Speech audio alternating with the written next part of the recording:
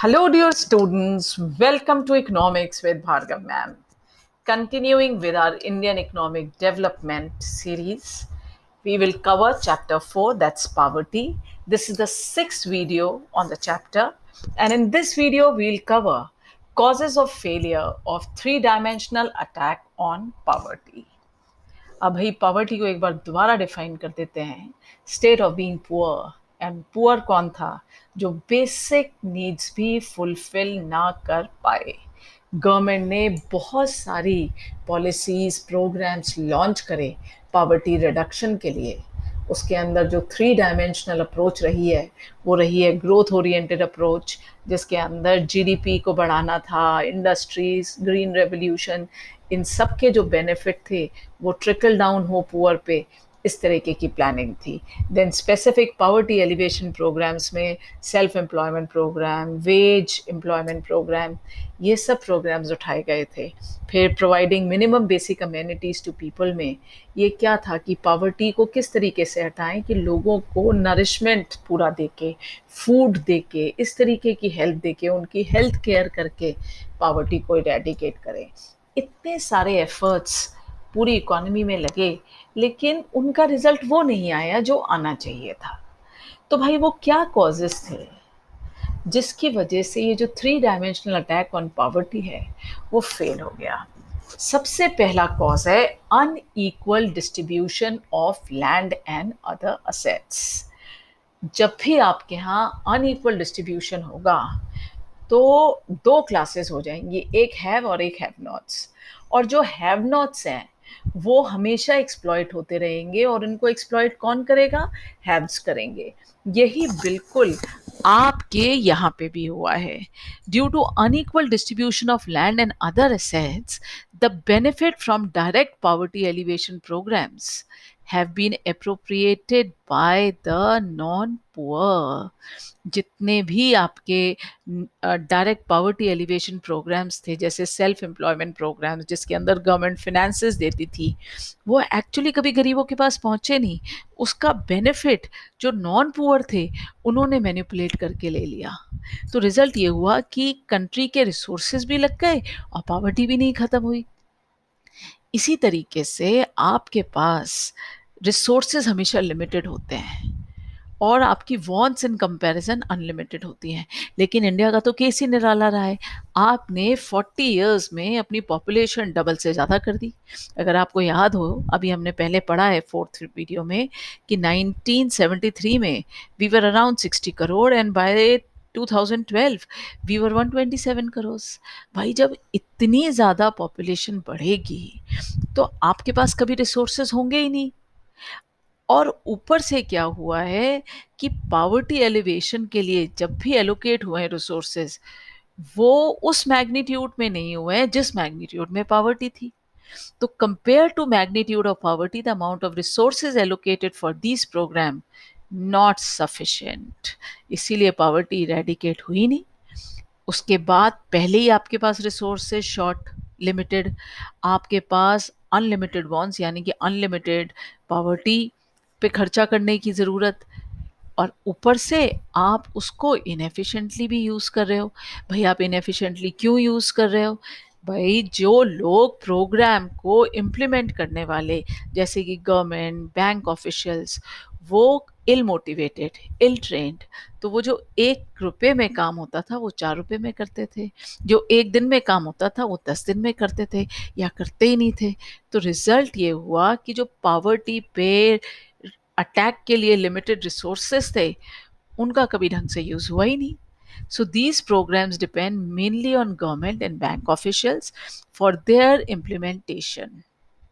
Such officials are ill motivated and inadequately trained, which leads to wastage of resources. फिर next क्या था भाई? Corruption. हमारी country में अगर कोई दो चीज़ें बोली जाएं जिससे कंट्री आगे नहीं बढ़ पाती है तो वो है करप्शन और पॉपुलेशन.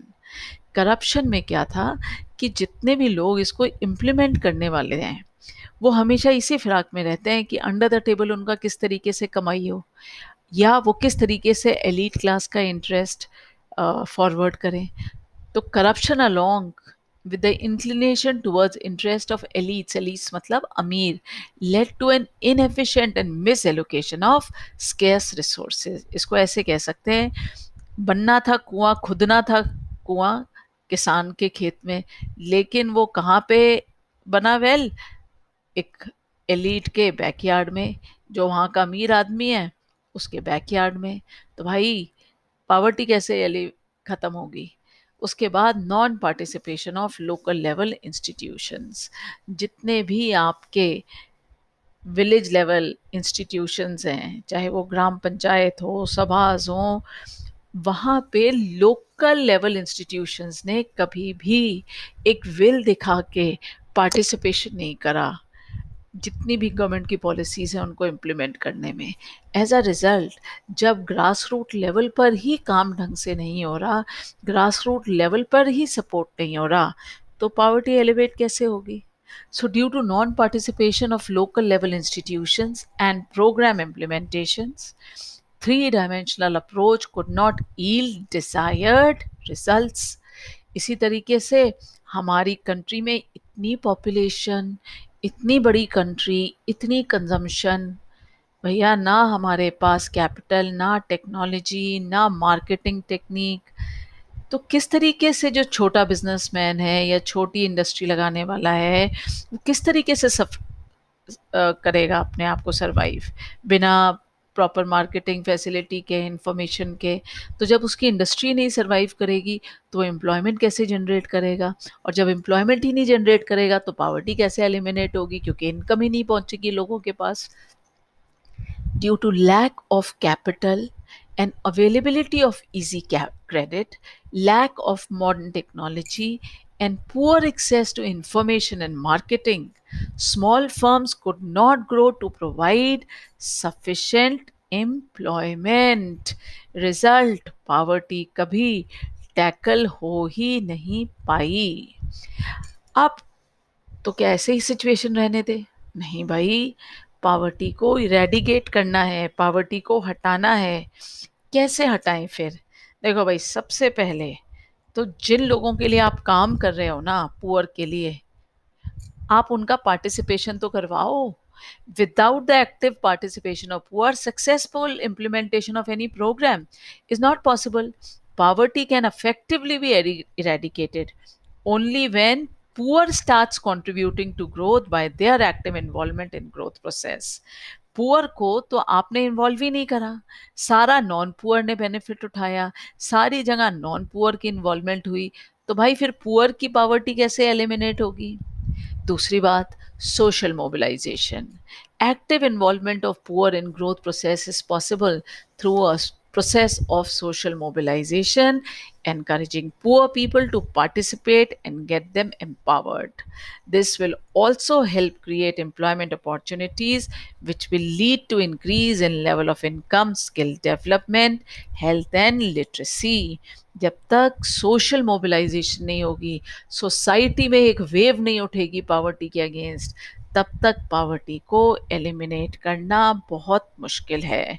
जब तक आप पुअर को एनकरेज नहीं करोगे कि आप पार्टिसिपेट करो सोसाइटी के हर पार्ट में, हर एक्टिविटी में, जब तक आप उनको एम्पावर नहीं करोगे, जब तक आप उनको एम्प्लॉयमेंट अपॉर्चुनिटीज़ नहीं दोगे, उनकी इनकम नहीं बढ़ाओगे, उनकी स्किल डेवलप नहीं करोगे, जब तक उनकी हेल्थ और उनकी पढ़ाई लिखाई, एजुकेशन, स्किल डेवलपमेंट पे काम नहीं करोगे, तब तक पॉवर्टी एलिमिनेट करना इम्पॉसिबल है। फिर infrastructure, infrastructure is like, you know, lifeline of any economy. अगर आपके यहाँ इंफ्रास्ट्रक्चर ही नहीं है तो आपके यहाँ कभी इंडस्ट्री डेवलप ही नहीं हो सकती है, कभी पॉवर्टी इरेडिकेट ही नहीं हो सकती है। और स्पेशली उन एरियाज़ में जहाँ पे बहुत ज़्यादा पॉवर्टी है, अगर हम वहाँ पे इंफ्रास्ट्रक्चर डेवलप करेंगे तो सबसे पहले तो एम्प्लॉयमेंट जनरेशन होगी, और फिर एम्प्लॉयमेंट जनरेशन होगी तो नई नई इंडस्ट्रीज़ आएंगी, नई नई इंडस्ट्रीज़ आएंगी तो इनकम, प्रोडक्शन, सबसे इकोनॉमी आगे चलेगी, पॉवर्टी ख़त्म होगी। So it is necessary to identify poverty stricken areas, कहाँ पे है सबसे ज़्यादा पॉवर्टी, वो स्ट्रिकन एरियाज देखिए, and provide infrastructure such as school, roads, telecom, IT services, training institutions, etc. Without sufficient infrastructure resources, these programs cannot be effective. फिर efficient use of resources, पहले ही resources limited हैं और उसको भी आप waste कर दो तो देश कैसे निकलेगा गरीबी की इस चुंगल से।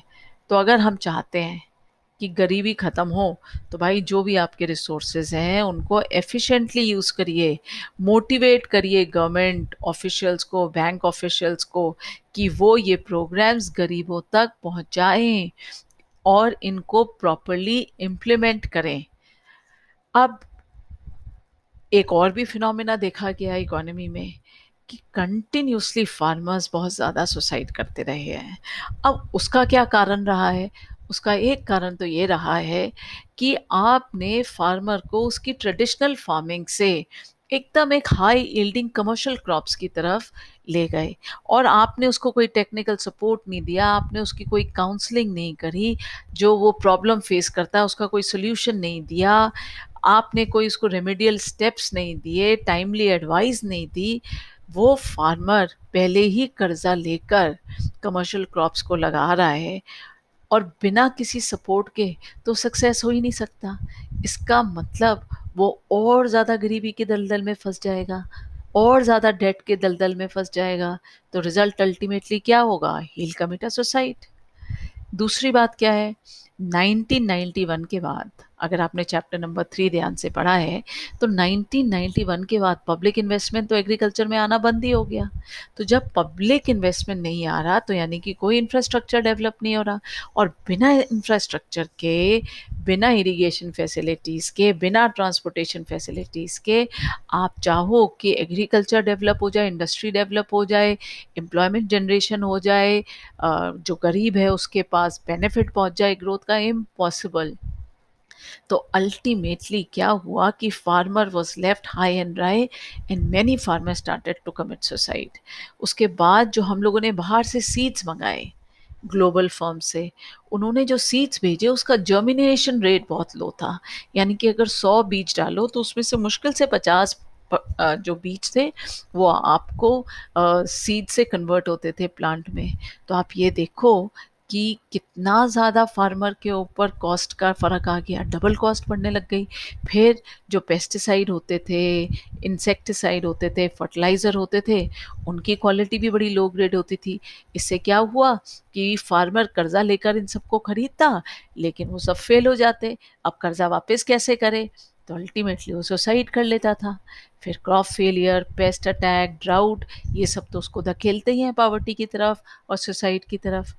फिर जो ब्रेव फार्मर, वो उधार लेकर अपना काम चलाने की कोशिश करता, लेकिन आप देखो प्राइवेट मनी लेंडर उनसे इतना हाई रेट ऑफ इंटरेस्ट लेते कि एक बार वो डेट के चुंगल में आए तो कभी निकल ही नहीं सकते।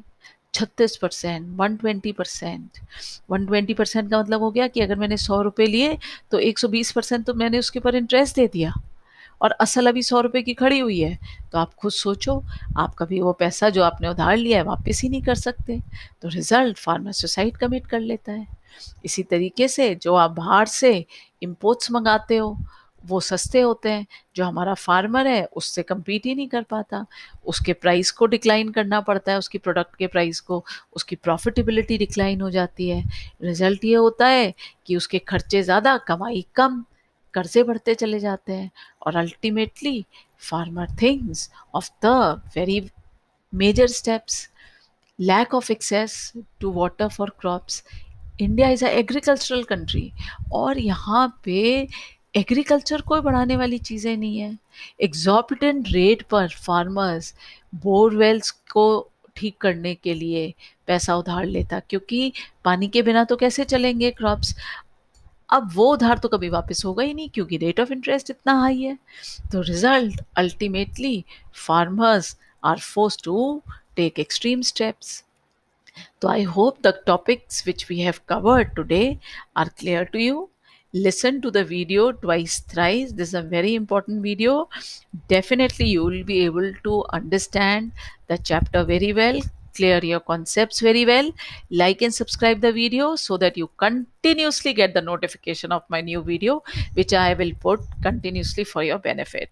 Next will be my video on this chapter, dealing with the question answers related to this chapter. Happy learning.